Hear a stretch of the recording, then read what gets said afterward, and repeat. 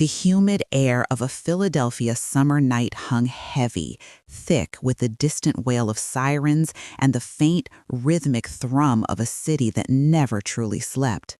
But for the residents of North Philadelphia on that suffocating evening in August 1985, an altogether different kind of stillness descended, an oppressive silence that heralded a terror far more intimate than any urban cacophony.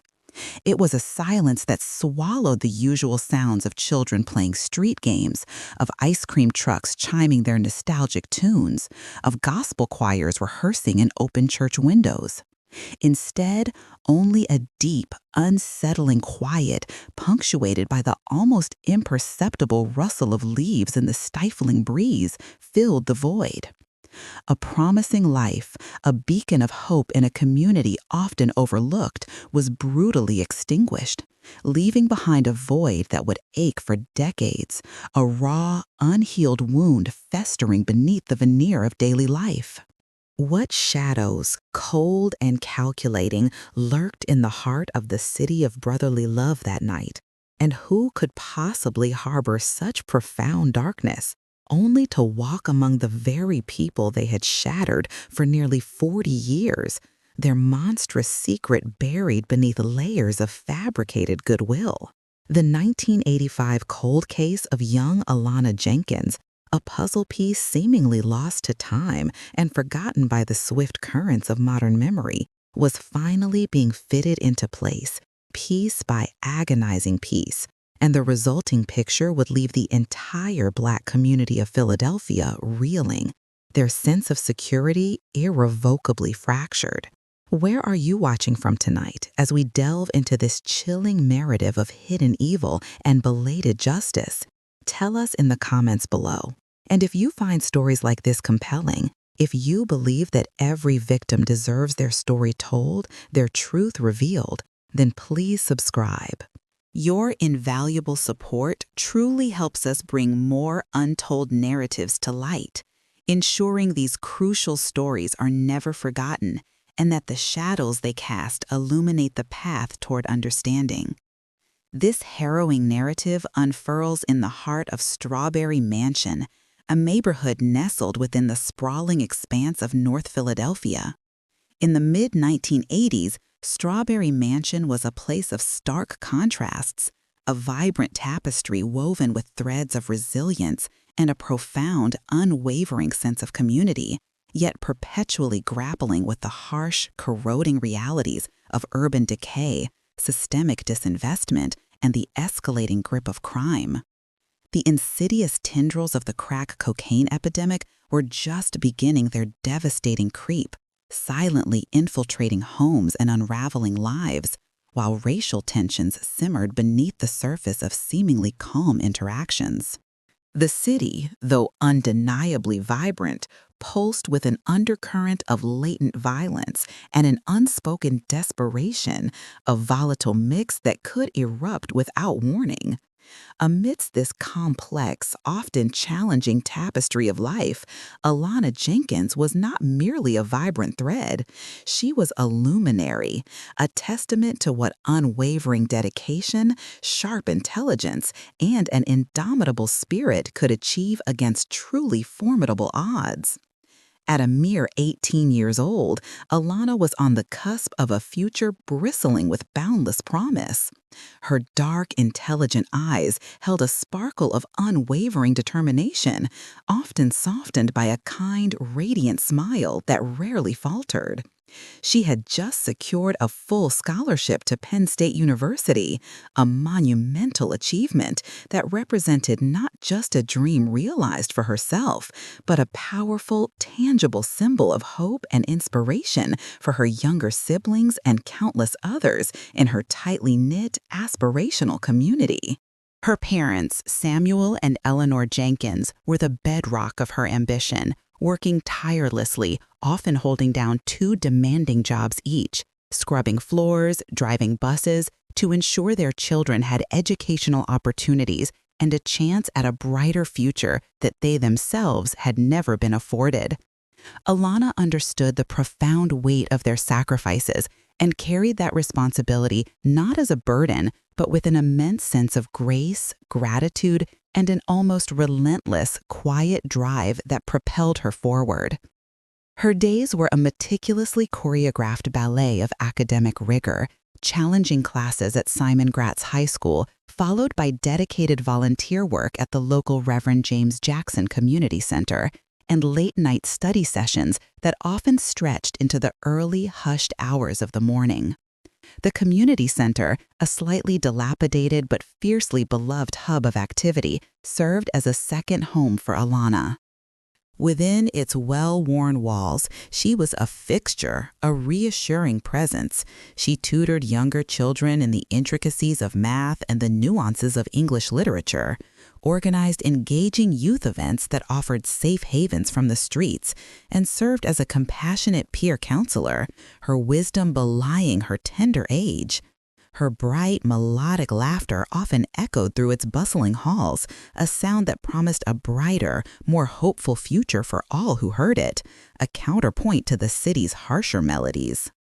On the fateful evening of August 14, 1985, Alana was immersed in her studies at the community center, as was her custom, diligently preparing for an upcoming college entrance exam that represented her final hurdle before embarking on her university journey. The venerable air conditioning unit in the old brick building wheezed fitfully, its ancient machinery struggling valiantly against the oppressive, suffocating summer heat that had relentlessly baked the city all day, trapping moisture and making every breath feel heavy. The faint, comforting scent of stale coffee from the center's small kitchen mingled with the sharp, sweet aroma of freshly applied floor polish and the lingering, savory scent of the day's potluck dinner, a cacophony of smells that defined the building's lived-in character. She worked diligently in a quiet corner of the center's small, somewhat dusty library, surrounded by dog-eared textbooks and the comforting, rhythmic hush of turning pages, the only sounds the rustle of her movements and the barely audible creak of the building settling around her. Her friend, Maria Rodriguez, another diligent student bound for community college, had left around 9:30 p.m., waving goodbye and urging Alana not to stay too late, a casual farewell that would forever haunt her.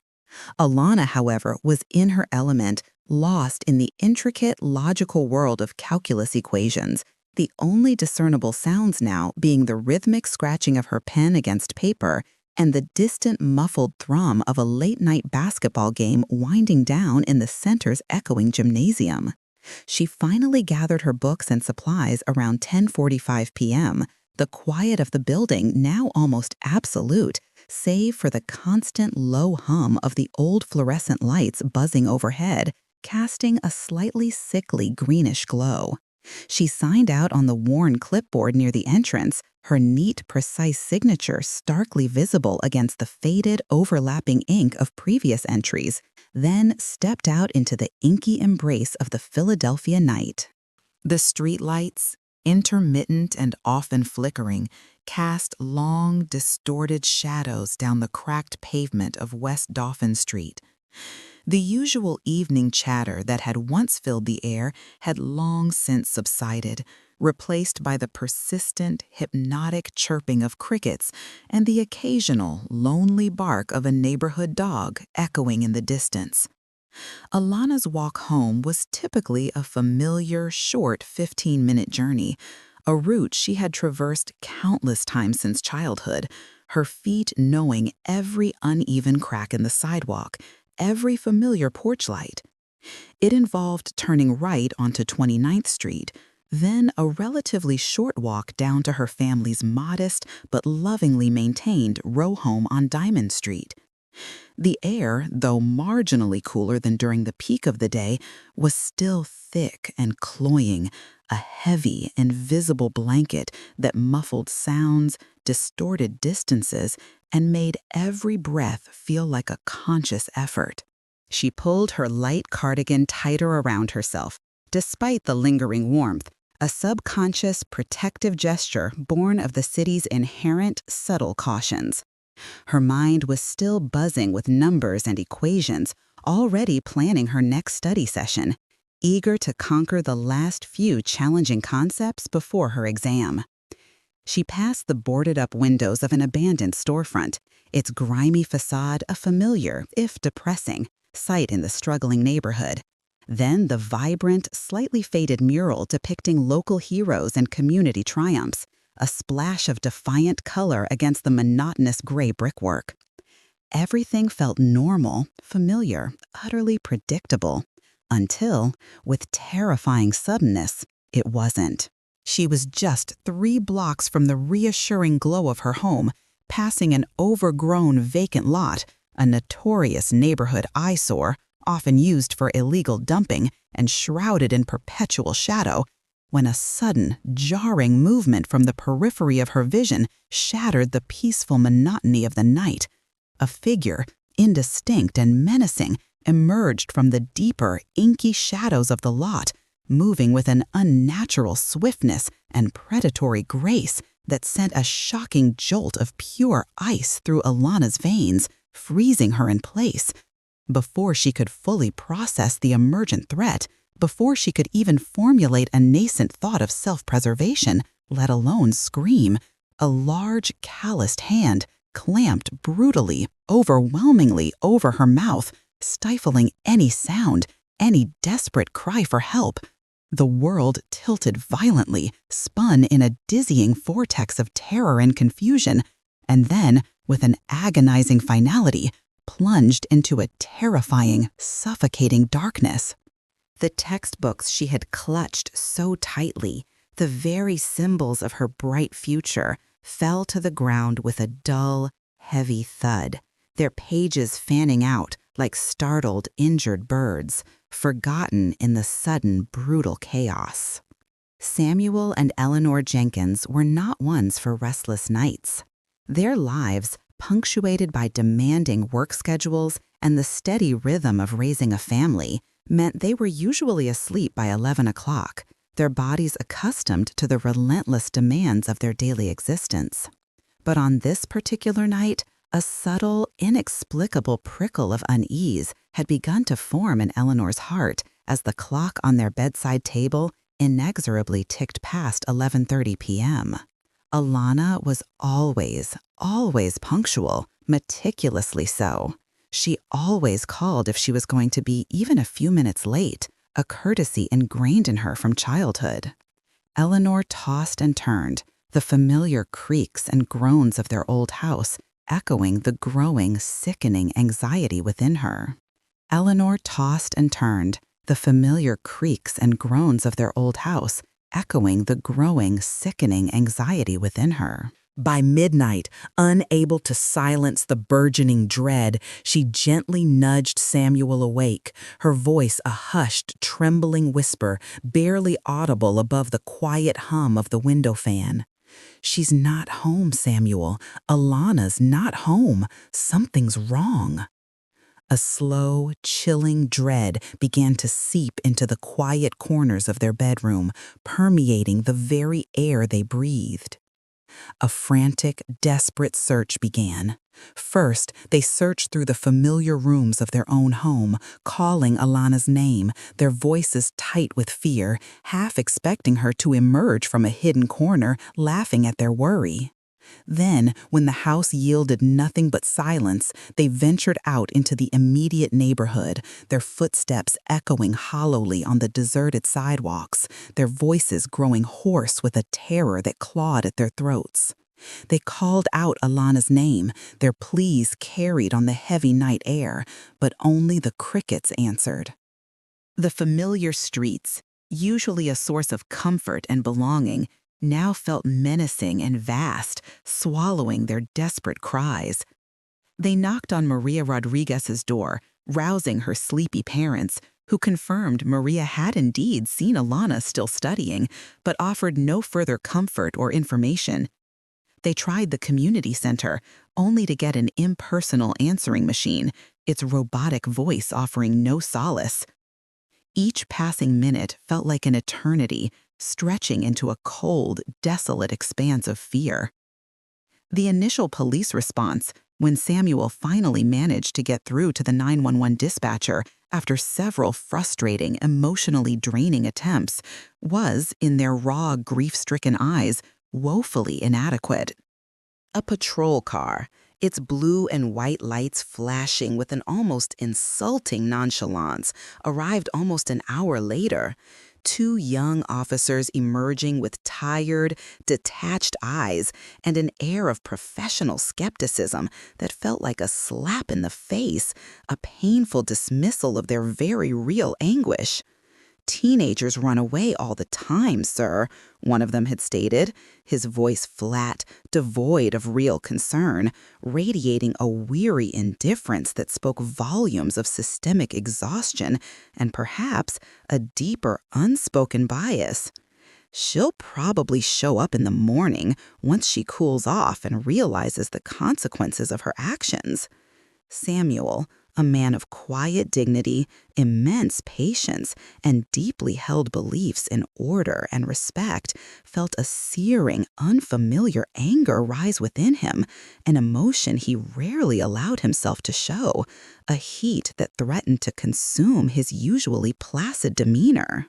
Eleanor, her face already streaked with fresh tears that never seemed to stop, her voice ragged with strain, pleaded with them to take her daughter's disappearance seriously, her raw maternal instinct screaming that something profoundly evil had occurred.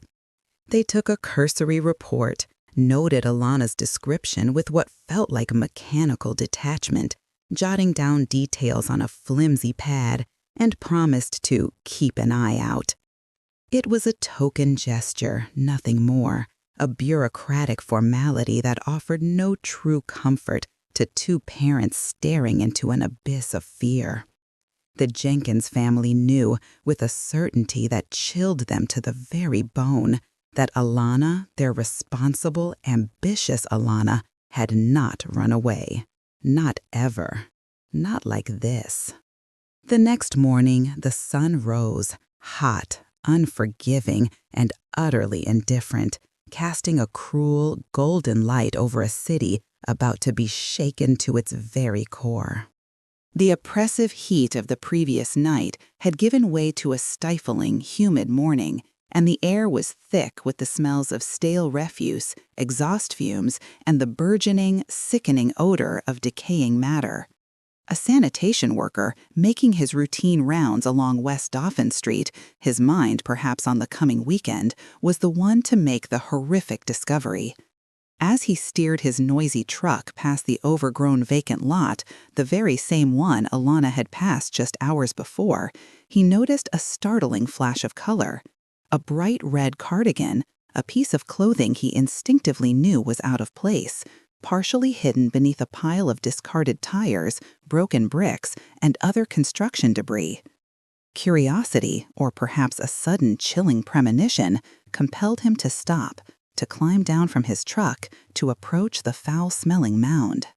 What he found there, partially obscured by the refuse, sent a primal, tearing scream from his throat, a sound that sliced through the morning quiet, shattered the fragile peace, and reverberated across the neighborhood, a harbinger of unspeakable tragedy. Alana Jenkins lay there, twisted and broken, her once vibrant life extinguished in the cruelest, most violent possible way. The scene was one of unspeakable brutality, a tableau of pure, unadulterated rage. Her clothes were disheveled, torn in places, but not in a way that definitively suggested sexual assault, a detail that would later complicate the initial investigation. However, the violence inflicted upon her face and upper body was extreme, shocking in its ferocity, indicative of a rage that defied any rational explanation. Blunt force trauma, severe and repeated, had been the definitive cause of her agonizing death. The ground around her, choked with tenacious weeds and littered with the grim detritus of urban neglect, showed clear signs of a desperate struggle: disturbed soil, a few scattered, blood-spattered leaves, and most poignantly, tragically, a single gold-plated pen, Alana's treasured favorite, lying a few feet away, its cap missing, its ink dried. It was a silent, eloquent witness to her final, terrifying moments. The sudden, piercing blare of sirens, the flashing blue and red lights that painted the pre-dawn darkness, and the abrupt influx of police cruisers converging on West Dauphin Street sent a wave of icy dread through the very soul of the neighborhood. Word traveled swiftly, whispered from porch to porch, from corner store to barber shop, growing heavier and more horrifying with each desperate retelling. They found Alana. The name hung in the humid air, a collective gasp of disbelief, anguish, and mounting fear. The Jenkins family, drawn by an unspoken, gut-wrenching premonition, arrived, their hearts already shattered before they even caught sight of the yellow crime scene tape that cordoned off their daughter's last resting place. Eleanor's scream, raw, visceral, and utterly devoid of hope, tore through the morning, a sound of maternal agony that would forever haunt those who bore witness to it. Samuel, his usually strong face a mask of profound, unimaginable grief, had to be gently but firmly restrained by family friends, his knees buckling beneath the unbearable, crushing weight of his loss. Detective John Miller, a seasoned veteran of the Philadelphia Police Department, arrived at the grim scene, his worn, tired face a testament to years of witnessing humanity's darkest impulses. He had seen too much, understood too well the depths of human cruelty. The August sun, now higher in the sky, beat down relentlessly, making the air shimmer above the asphalt, distorting the already harrowing reality of the scene. He surveyed the grim tableau, his eyes taking in every detail with practiced, almost weary precision, yet feeling the familiar pang of exhaustion and profound sadness deep in his soul. This wasn't a random street mugging gone wrong, a simple robbery escalating to tragedy. This was personal, intimate, brutal. The sheer ferocity of the attack, the horrifying overkill, pointed unmistakably to a perpetrator consumed by a violent, unbridled fury, an almost ritualistic rage. The crime scene processing, by the standards of 1985, was methodical but undeniably rudimentary compared to the astonishing advancements that would come decades later. Detectives in thick latex gloves painstakingly bagged potential evidence: the forlorn pen, a few minute strands of dark hair that did not appear to be Alana's, some disturbed earth still retaining the imprint of struggle, and most crucially, a small, bloodied fragment of cloth, initially overlooked in its significance. Fingerprint dust was meticulously spread over any surface that might yield a print, but the outdoor, trash-strewn environment offered little hope of pristine, identifiable impressions. No weapon, no blunt instrument was immediately apparent at the scene, suggesting it had been removed by the killer. The medical examiner, Dr. Evans, a woman with a somber, empathetic demeanor, worked quickly but with immense care under the watchful, strained eyes of the investigators, documenting every injury, every nuance of the scene. The air thick with the metallic tang of blood and the oppressive, suffocating heat. She confirmed the cause of death as extensive blunt force trauma to the head and upper body, consistent with repeated, savage blows. There were no clear, overt signs of sexual assault, a detail that initially perplexed Miller, suggesting a motive beyond the most common violent crimes against young women. This wasn't about sex, it was about power, control, and a profound, destructive rage that boiled over into deadly violence. The initial investigation plunged immediately into the churning, often murky waters of North Philadelphia. Miller and his team began the arduous, painstaking task of canvassing the neighborhood, a block-by-block, door-to-door effort. They knocked on countless doors, their knuckles growing sore, asking the same probing questions repeatedly. Did you see anything? Hear anything unusual? Do you know Alana Jenkins? Do you know of anyone who might have wished her harm? The answers they received were frustratingly, heartbreakingly vague. Most residents, lulled by the late hour and the summer heat, had been asleep, or if awake, had heard nothing over the ambient, constant city noise that was their daily soundtrack. A few vague, fleeting descriptions emerged. A dark-colored car, possibly a sedan, driving erratically near the vacant lot around the estimated time of death. Another elderly woman, Mrs. Henderson, a notoriously light sleeper with sharp ears, spoke of a loud thud, followed by what she described as a low, guttural cry that she had initially dismissed as fighting stray cats or neighborhood delinquents. Her testimony, while compelling in its emotional resonance, was ultimately imprecise, lacking the concrete, actionable details that could lead to a solid, undeniable lead. Her eyes, clouded by age and fear, could offer no more. The early suspects brought into the precinct for questioning were a motley, disparate group, each one a product of the city's underbelly or its troubled fringes. A transient man, known to sleep rough in abandoned buildings in the area, a drug addict with a history of petty crimes, was brought in for questioning, his gaunt frame trembling, his eyes darting nervously around the interrogation room. He denied any involvement, claiming he had been far from the area that night, seeking shelter in a different part of the city. His alibi, though flimsy and difficult to corroborate definitively, could not be disproven, and no physical evidence, no fingerprints, no fibers, linked him conclusively to the horrific scene. He was released, disappearing back into the city's labyrinthine shadows, another dead end. Then there was Marcus Thorne, a boy a year older than Alana, who had reportedly harbored an unrequited adolescent crush on her, a crush that had occasionally manifested in awkward, jealous outbursts. He had been seen arguing with her just a few weeks prior at the community center, a childish spat over a borrowed book that Alana had forgotten to return promptly. When questioned, Marcus was visibly distraught, his face streaked with tears, offering an alibi of being home with his family that was corroborated by his parents and younger sister, their voices firm in their defense. The raw, emotional authenticity of his grief convinced Miller that he was not their man, that his heartache was too real to feign.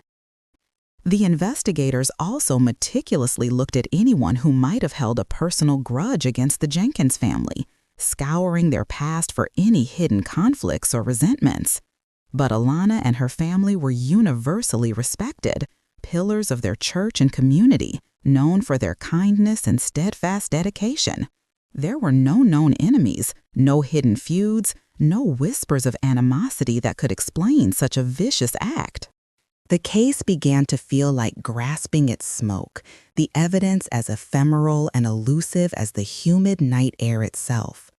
The tiny bloodied fragment of cloth found near Alana's body was analyzed with the available technology, yielding traces of human blood, not Alana's, but insufficient for clear identification with the limited forensic tools of 1985. The few strands of hair recovered were examined microscopically, determined to be from a male of African descent, but without a specific suspect to compare them against. This information was little more than a frustrating whisper in the wind, tantalizing but inconclusive. The pen, Alana's treasured possession, held no latent fingerprints, its smooth surface offering no clues. The case was quickly approaching a frustrating, agonizing impasse, slowly sinking into the vast, dark ocean of unsolved crimes. The community, initially united in their overwhelming grief and righteous outrage, soon found themselves steeped in a profound, bitter frustration and a growing sense of systemic injustice. The local Black newspapers and impassioned community leaders voiced their concerns vehemently, their words echoing the collective pain and anger.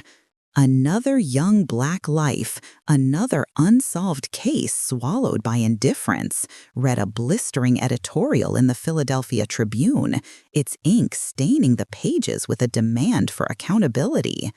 There was a palpable, gnawing sense that Alana's murder was not being pursued with the same relentless vigor, the same dedication of resources that might be applied to a similar crime in a more affluent, predominantly white neighborhood.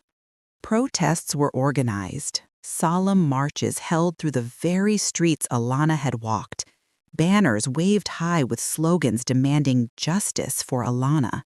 Eleanor Jenkins, her voice raw and hoarse with a grief that seemed to consume her every breath, spoke passionately at these rallies, her pleas echoing off the brick buildings, imploring the police to not let her brilliant daughter become another forgotten statistic in a city already drowning in its own violence. Samuel, a quieter, more stoic presence, stood steadfastly beside her, his silence a powerful, aching testament to their shared, unbearable agony.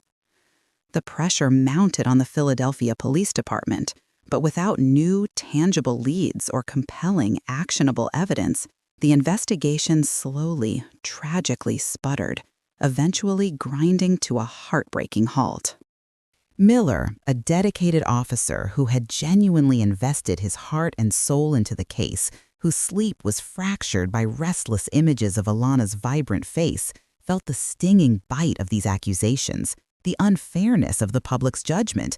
But his hands were tied by the technological limitations of the era and the elusive, phantom-like nature of the perpetrator, who seemed to vanish into thin air. He carried the heavy weight of Alana's death, the haunting image of her bright, hopeful face, deep in his heart, a constant, painful reminder of the justice denied, a personal failure he could never truly shed. The file, once thick with promise, was officially declared a cold case. As the weeks turned into months and months inexorably bled into years, the official investigation into Alana Jenkins' murder receded, fading into the cavernous, forgotten archives of the Philadelphia Police Department's burgeoning cold case unit. The file, once meticulously compiled with fresh evidence bags, hopeful witness statements, and detailed police reports, grew thicker not with new, groundbreaking clues, but with the accumulating dust of forgotten time, a silent monument to unanswered prayers. Detective Miller, who had poured countless, sleepless hours into the case, whose dreams were haunted by Alana's youthful face, eventually retired, taking with him the unspoken ache of Alana's unsolved murder, a persistent, dull throb beneath the surface of his post-retirement life. He had looked directly into the grief-stricken eyes of Samuel and Eleanor Jenkins, promised them justice, and had ultimately, through no fault of his own, been unable to deliver. That profound failure gnawed at him, a constant, bitter companion. The vibrant mural of local heroes on West Dauphin Street eventually faded under the relentless assault of the summer sun and the harsh winter rains, its colors dulled, much like the searing memory of Alana's case, faded from the broader public consciousness, replaced by new tragedies, new headlines, new cycles of urban despair and fleeting ephemeral hope. For the Jenkins family, however, there was no fading. The raw, gaping wound of Alana's brutal absence remained, an unhealable chasm in their lives that no passage of time, no comforting words could ever truly bridge or diminish. Every family gathering, every joyous occasion felt irrevocably incomplete, eternally tinged with a profound, aching sadness for the daughter, sister, and aunt who should have been there, whose laughter should have filled the room. Eleanor, a woman whose strength had been tested beyond measure, kept Alana's bedroom exactly as it was on that fateful night, a poignant, almost sacred shrine to a brilliant life abruptly and violently interrupted. The faint, sweet scent of Alana's favorite jasmine lotion still lingered, a ghostly echo of her vibrant presence. Samuel would often sit silently in the living room, in the fading light of evening, staring at Alana's high school graduation photo, his gaze distant, lost in a labyrinth of agonizing what-ifs and unspoken questions that had no answers. Alana's younger siblings grew up under the long, heavy, suffocating shadow of their sister's murder, forever marked by the senseless violence that tore their family apart. They learned to navigate a world that felt fundamentally unsafe, where justice was an elusive, often denied concept, especially to those who needed it most. They carried a quiet, simmering anger, a persistent resentment towards a system that had, in their eyes, failed their beloved Alana so spectacularly. Decades passed in a blur of seasons and societal shifts. The vibrant, often turbulent 1980s gave way to the grunge-fueled 90s, then the new millennium dawned, bringing with it an unprecedented acceleration of technological advancement. The internet transformed global communication, shrinking distances and democratizing information, and perhaps most crucially for stagnant cases like Alana's, forensic science underwent an astonishing, revolutionary transformation. DNA analysis, once a nascent, often unreliable technique available only in experimental labs, matured into an incredibly powerful, almost infallible tool capable of identifying individuals from the minutest biological traces, a single cell, a microscopic speck of blood, a stray hair follicle. The old, paper-filled archives of the Cold Case Unit were slowly, painstakingly being digitized, offering a new generation of dedicated detectives a chance to revisit the past with fresh eyes, unburdened by past frustrations, and equipped with cutting-edge methods that could unlock secrets long held captive by time. It was into this evolving, hopeful landscape that Detective Lena Thorne stepped. Young, sharp, and possessing an unwavering, almost fierce belief in the fundamental imperative of justice, Lena had joined the Philadelphia Police Department with a specific, deeply personal purpose: to bring resolution, however belated, to the forgotten victims whose stories had been swallowed by the silence of cold cases. She was a crucial, vital part of a newly revitalized cold case unit, a small, tightly knit team tasked with the immense, often emotionally draining work of sifting through the dusty boxes of history, hoping to find a single, overlooked thread, a microscopic detail that could unravel decades of mystery and finally bring peace. Lena, a woman of color herself, felt a particular, profound affinity for cases like Alana's, understanding intrinsically the additional layers of pain, systemic neglect, and often racial bias that frequently afflicted victims from marginalized communities. She spent weeks, then months, immersed in the brittle, yellowing files, her fingers growing grimy from the aged paper, her eyes scanning countless handwritten reports, trying to piece together fragmented narratives to hear the silent whispers of the past. She often worked late into the night, the only sound the hum of the fluorescent lights and the turning of pages, driven by the faces in the old photographs. One sweltering, airless afternoon in the late summer of 2018, while reviewing a particularly dense, heavy binder of unsolved homicides from 1985, Lena stumbled upon the file of Alana Jenkins. The initial report was surprisingly detailed, the meticulousness and passion of Detective Miller evident in his thorough, if technologically limited, documentation. Lena studied the crime scene photos with an almost obsessive focus: the grainy black and white images of the overgrown vacant lot, the discarded debris, the disturbing, heart-wrenching final tableau of Alana, her young life brutally extinguished.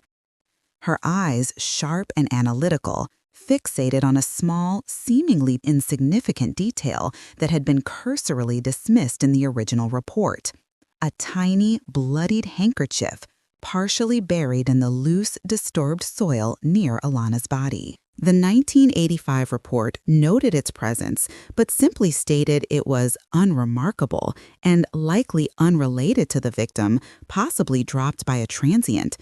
It had, crucially, been collected and carefully bagged, however, a testament to Miller's comprehensive, if not technologically advanced, approach to evidence collection.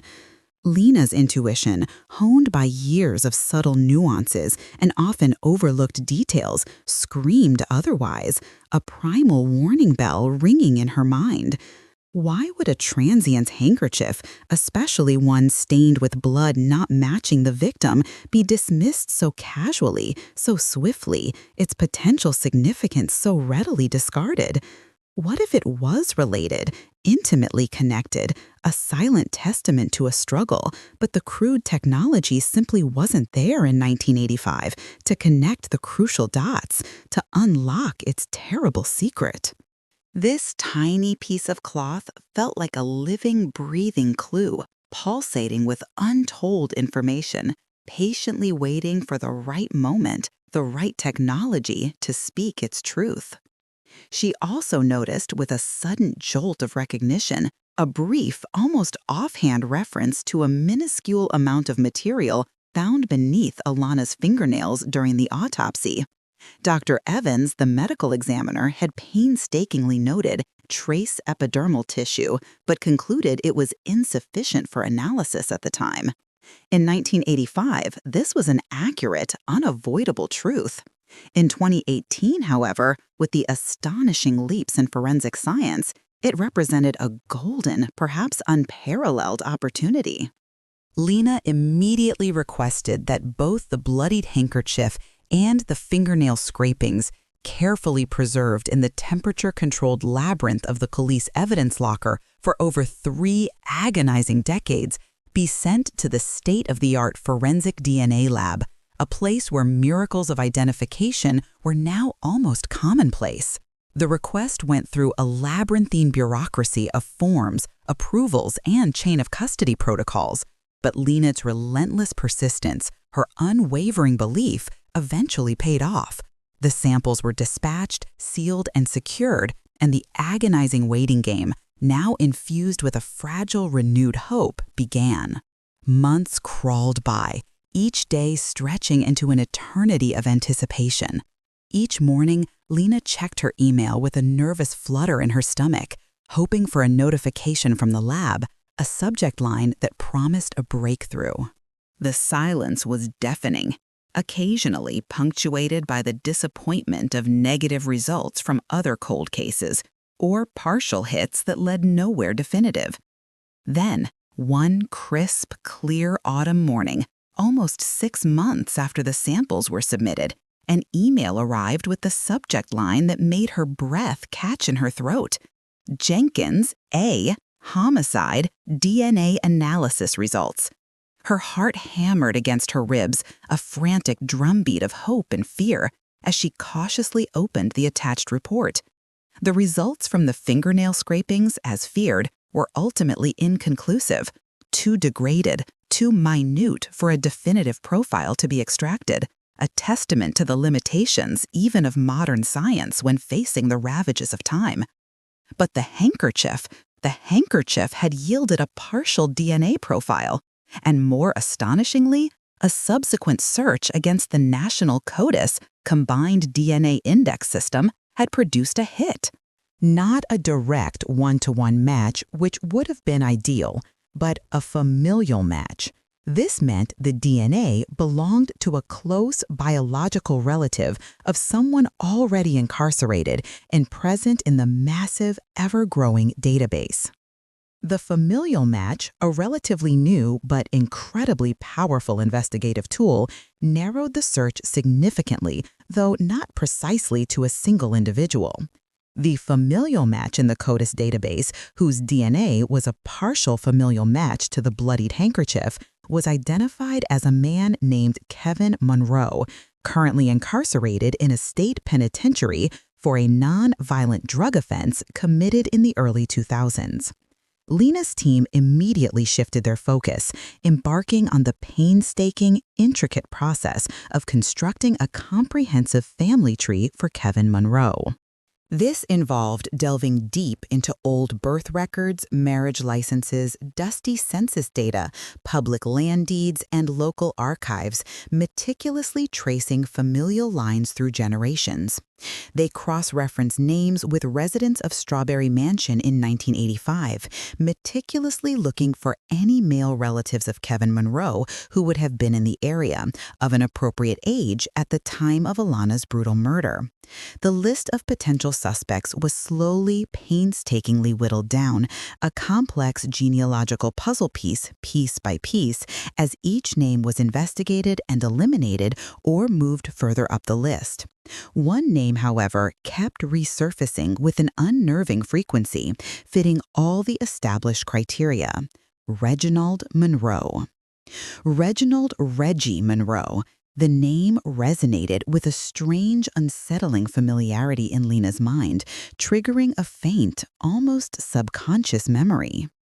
She started digging deeper into Reggie's past, meticulously cross-referencing every available record, every shred of public information. What she uncovered sent a profound, icy chill down her spine, a sensation that had nothing to do with the air conditioning in her office. Reggie Monroe was not some unknown transient, not a petty criminal from the fringes of society. He was, by all accounts, a beloved pillar of the community, a man universally respected, admired, and even revered. In 1985, at the time of Alana's murder, he would have been 21 years old, a young adult already showing clear signs of the quiet leadership and unwavering commitment that would come to define his later years. He had volunteered extensively at the very same Reverend James Jackson Community Center where Alana had spent her last, vibrant hours. He was known for his calm, composed demeanor, his unwavering willingness to help anyone in need, his steadfast commitment to local youth programs. As the decades progressed, he had built a reputation not just for virtue, but for success. He became a successful small business owner, running a popular, bustling local barber shop, a cherished institution where men gathered not just for fresh haircuts, but for camaraderie, candid conversation, and often for Deacon Monroe's gentle, sage counsel. He was, most strikingly, a deeply respected deacon at Alana's own church, a spiritual guide, a man whose sermons were known for their gentle wisdom, profound empathy, and encouraging words.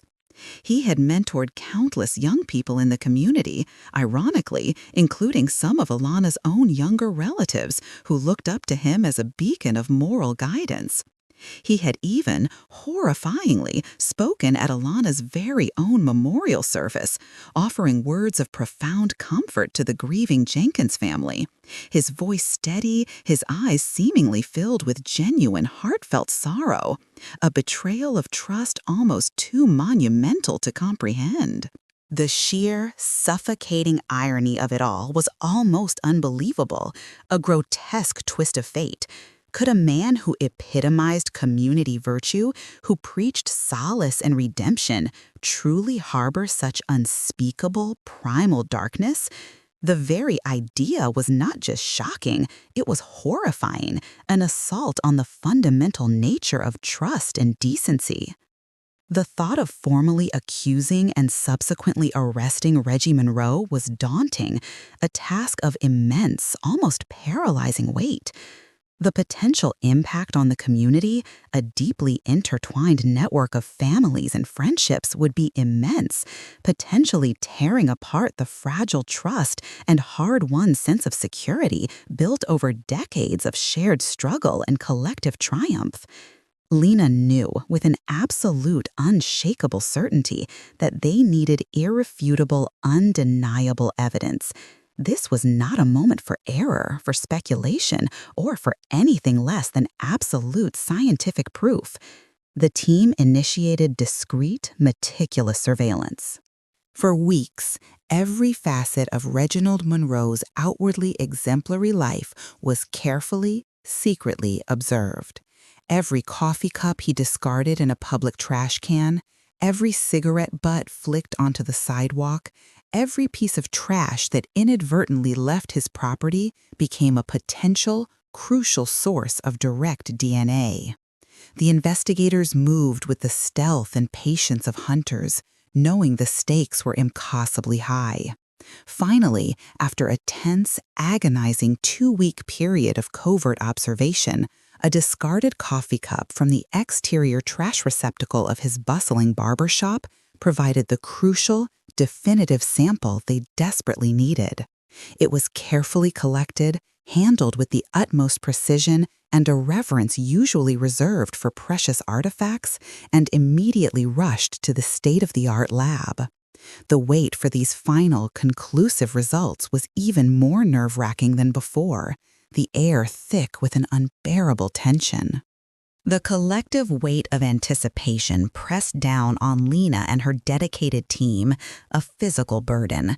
They knew, with a certainty that chilled them to their core, that if this sample matched, a seismic, irrevocable shift would occur, not just in their investigation, but in the hearts and minds of an entire community. When the lab results finally came back, a single email attachment delivered with cold, clinical precision, confirming a direct, irrefutable match between Reggie Monroe's DNA and the partial profile from the bloodied handkerchief, a wave of profound disbelief, followed swiftly by a cold, hard, inescapable certainty washed over the entire investigation team. The scattered pieces of the puzzle, once seemingly unrelated and hopelessly disparate, now snapped into place with horrifying, terrifying precision. The handkerchief, once a dismissed, incidental piece of evidence, was no longer merely a transient's forgotten item.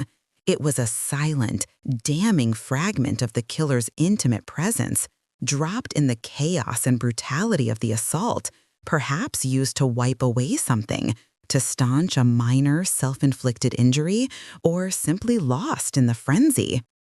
The realization sent a bone-deep chill through Lena's very bones, a profound sense of horror.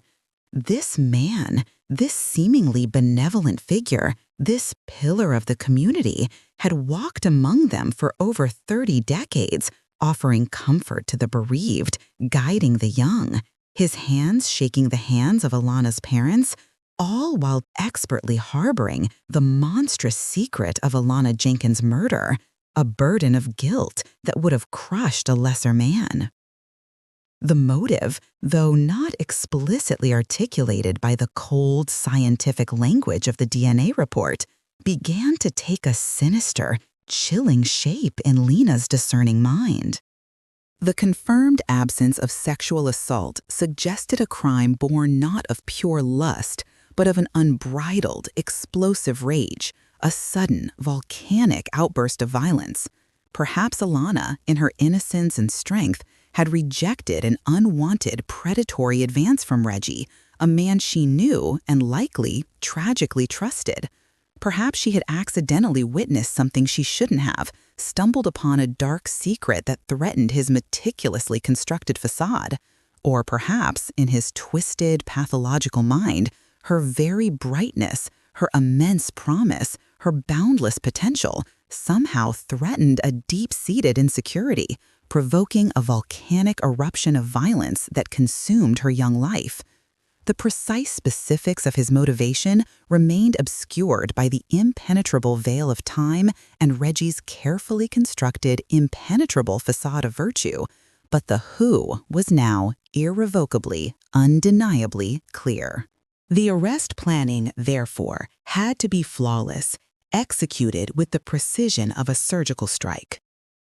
The planning for the arrest was meticulous, almost surgical in its precision and secrecy. The cold case unit worked in utmost secrecy, its operations shrouded in a veil of silence, acutely aware of the profound, potentially explosive sensitivity surrounding Reginald Monroe's impending apprehension.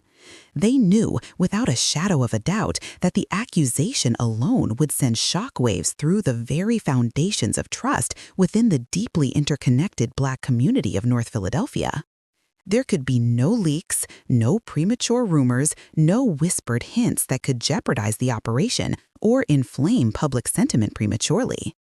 They coordinated closely, painstakingly, with the district attorney's office, ensuring every legal step was precisely followed, every warrant meticulously reviewed, every piece of evidence documented beyond reproach.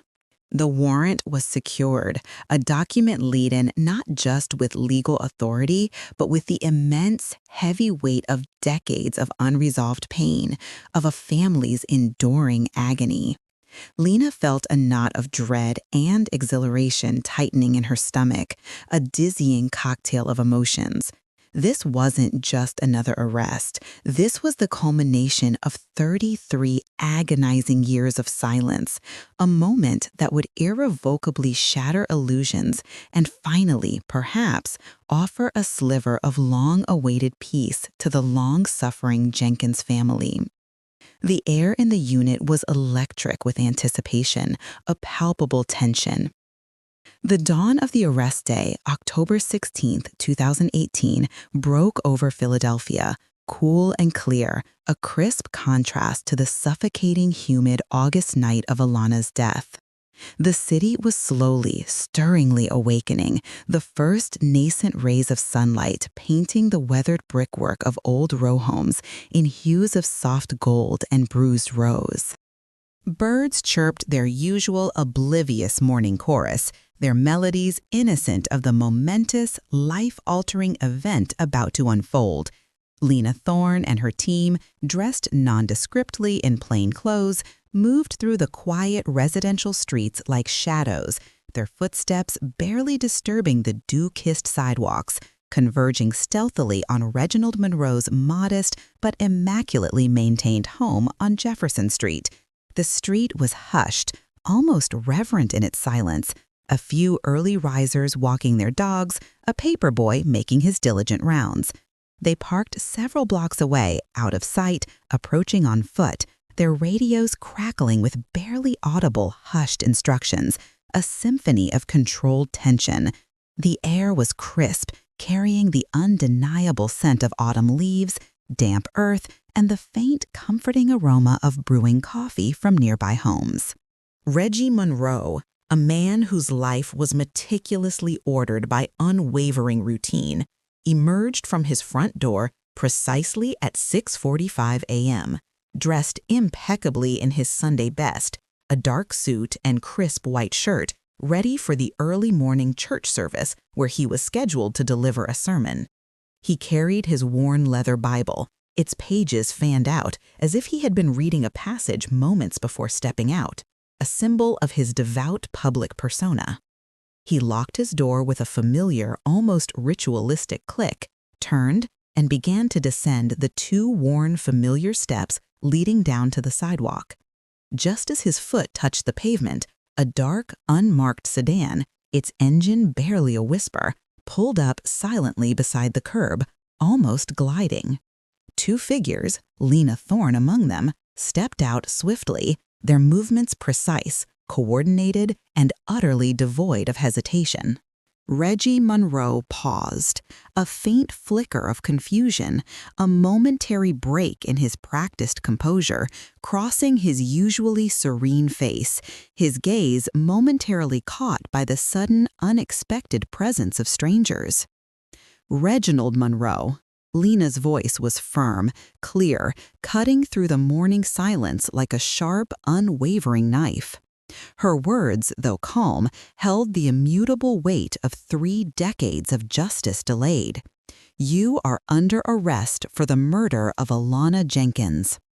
The words hung in the crisp autumn air, heavy, irrefutable, and utterly devastating.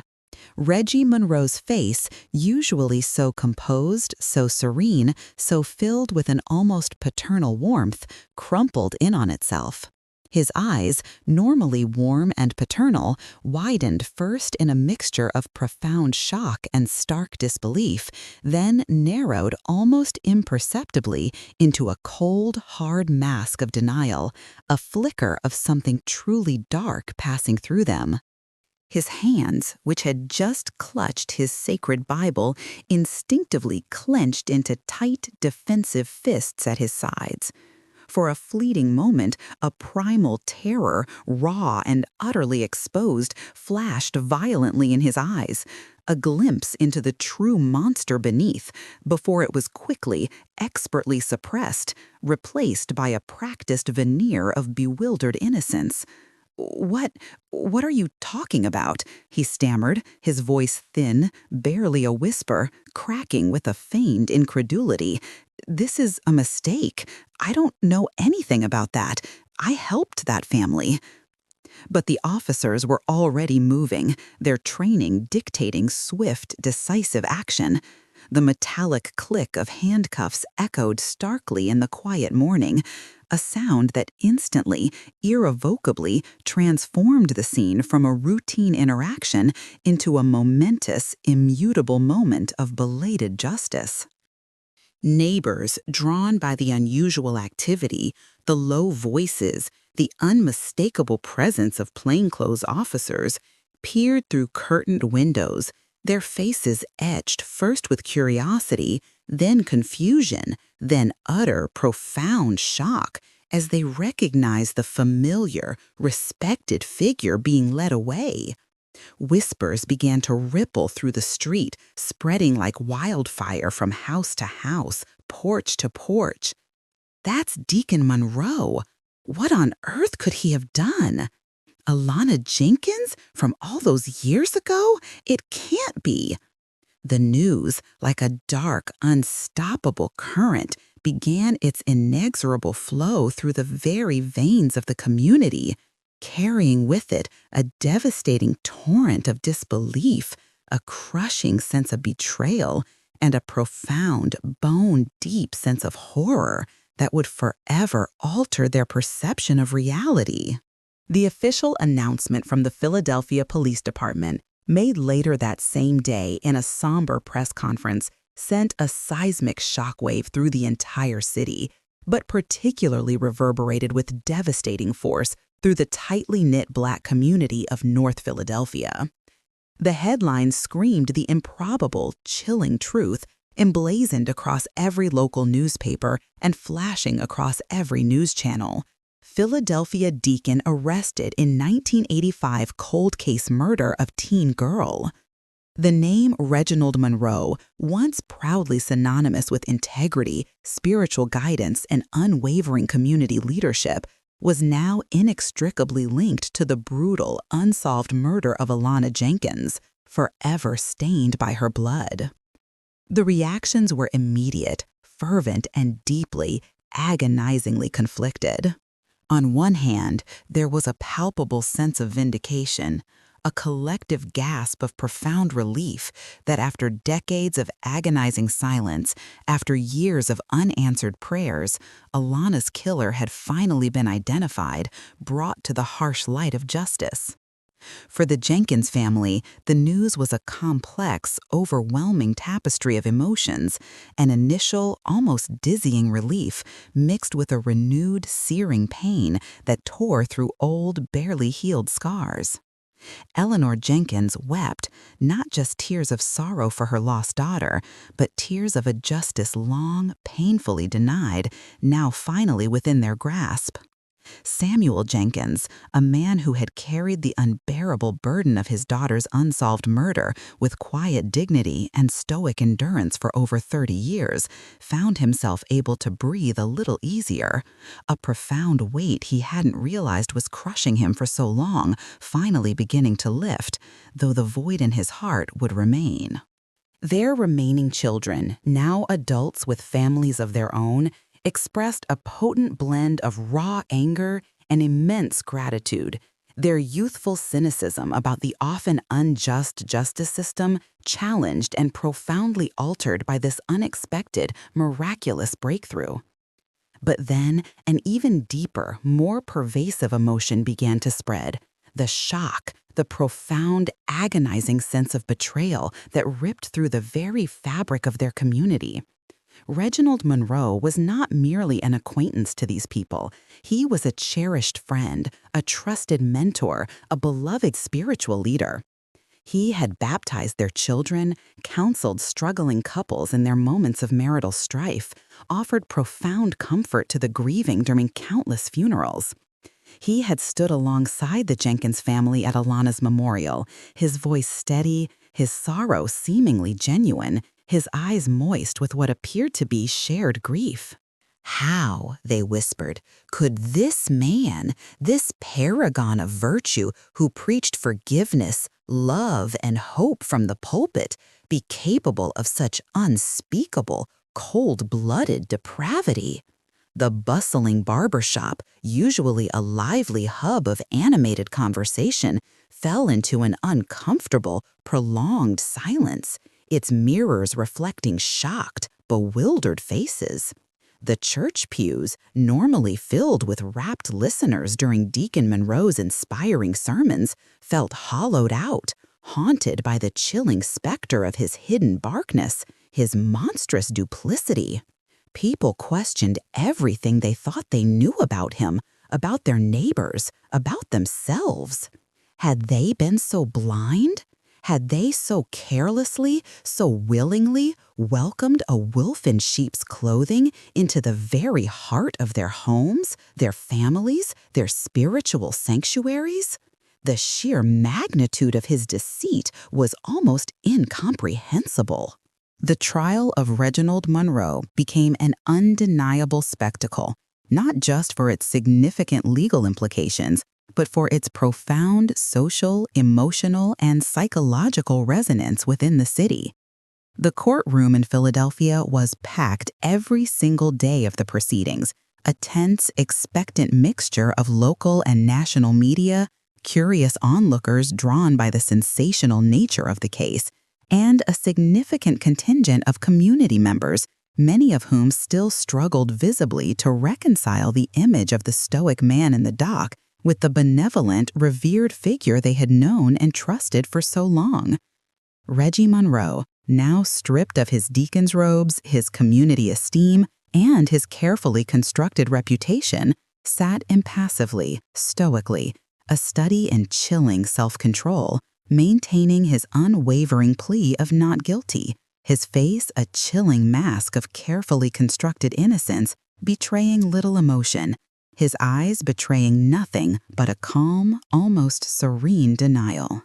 He took the stand, his voice calm, measured, devoid of any discernible tremor, denying any involvement in Alana's murder, asserting his long-standing commitment to the community and his deep, profound respect for Alana and her grieving family, his words carefully chosen to project an image of wrong virtue. However, the prosecution, led by a relentless and highly skilled assistant district attorney, presented a meticulously constructed, unassailable case built upon the undeniable foundation of modern forensic science. The DNA evidence linking Reggie Monroe directly to the bloody handkerchief found just inches from Alana's body at the crime scene was the absolute cornerstone, the irrefutable linchpin of their argument. Expert forensic witnesses meticulously explained the sophisticated DNA analysis, detailing the process with clinical precision, leaving absolutely no room for doubt about the match. The handkerchief, once a dismissed, incidental piece of evidence from 1985, now screamed the killer's presence, his intimate involvement, with terrifying clarity. The prosecution also presented compelling circumstantial evidence, including carefully documented inconsistencies in Reggie's past statements about his whereabouts on the night of Alana's murder, subtle changes that were only noticed and highlighted when meticulously compared to the precise timeline established by the renewed, painstaking investigation. While the precise, explicit motive for such an act of barbarity remained a subject of necessary speculation, the prosecution forcefully suggested a sudden, violent rejection of an unwanted sexual advance, or an explosive, murderous reaction to being discovered in a compromising or illicit situation. The who, the identity of the perpetrator, was now undeniably, irrefutably confirmed. The jury, after days of agonizing, emotionally charged deliberation, their faces grim with the weight of their responsibility, delivered their verdict, guilty on all counts. The single, potent word guilty reverberated through the hushed courtroom, a sound that brought a choked, guttural sob from Eleanor Jenkins, a quiet, almost imperceptible nod from Samuel, tears finally streaming freely down his weathered cheeks. Reggie Monroe, for the very first time throughout the entire ordeal, showed a visible, undeniable crack in his meticulously maintained stoic facade. A flicker of raw fear, quickly followed by a flash of deep-seated resentment, crossed his face, momentarily exposing the darkness within, but he swiftly regained his composure, his jaw tightening, his eyes hardening into a cold, impenetrable gaze. Justice had finally been served, but the cost had been immeasurable. The aftermath of the verdict was a complex, intricate tapestry of healing, profound reflection, and lingering, haunting questions. For the Jenkins family, there was a deeply bittersweet sense of closure, a profound, weary peace. Alana had received her long overdue justice, her vibrant memory finally honored, her brutal killer held accountable for his monstrous deeds. But the agonizing pain of her absence, the joy of her future forever stolen, the dreams forever unfulfilled, would remain a permanent, aching void in their hearts. They began the slow, arduous process of rebuilding, not just their shattered lives, but their fundamental faith in a system that had once failed them so spectacularly, so painfully. For the wider Black community of North Philadelphia, the case became a profound, chilling lesson in the deceptive nature of appearances, a stark reminder that evil often lurks in the most unexpected places. It forced a painful, uncomfortable introspection into the hidden darkness that can reside within seemingly virtuous, beloved individuals. It was a stark, brutal reminder that evil often does not wear a clear, obvious villainous mask. Sometimes, terrifyingly, it wears the familiar, trusted face of a friend, a respected leader, a benevolent neighbor. The shocking revelation prompted difficult, often tearful conversations about trust, about vigilance, about the unspoken pressures and hidden traumas that can fester, unseen, beneath the surface of tightly knit communities. It underscored the crucial importance of never truly knowing what lurks beneath the carefully constructed surface of even the most outwardly righteous and revered individuals. The barbershop eventually regained its lively chatter, the church pews once again filled with the hopeful and the faithful, but a subtle, permanent shift had undeniably occurred. A precious layer of innocence had been stripped away, replaced by a deeper, more cautious, and profoundly unsettling understanding of the darker complexities of human nature. The mystery of Alana Jenkins' murder, while legally solved by the undeniable power of modern forensic science, leaves behind a haunting, chilling echo that reverberates through the decades. What exactly transpired in that desolate vacant lot on that humid August night 33 years ago? What was the precise catalyst for Reginald Monroe's explosive murderous violence? Was it a momentary, uncontrollable loss of composure, a sudden blinding rage fueled by a desperate rejection or the unbearable fear of being exposed? Or did it stem from a deeper, more pathological darkness, a meticulously concealed psychopathy that he had expertly hidden, meticulously cultivated for decades, living a double life of unimaginable horror and outward benevolence? We may never truly know the full extent of the psychological landscape that led to Alana's brutal, senseless death. The stubborn, unwavering silence of the perpetrator, cloaked in self-serving denial even after his just conviction, ensures that some questions will forever remain unanswered, lost to the impenetrable shadows where truth, motive, and the deepest human evils intertwine. The story of Alana Jenkins serves as a chilling, timeless testament to the enduring power of cold cases, the relentless pursuit of justice across decades, the quiet heroism of those who refuse to forget, and the profound, unsettling reality that sometimes the most terrifying monsters are not hidden in the dark alleys and forgotten corners of society, but walk freely among us, their true, monstrous nature concealed behind a perfectly crafted, disarming smile, a mask of benevolence that belies an abyss of evil. And you, watching this story unfold, what do you truly believe happened that night in 1985 beneath the indifferent gaze of the Philadelphia sky? What unseen forces allow such profound darkness to fester, to grow, to ultimately erupt beneath the seemingly ordinary, virtuous surfaces of human lives?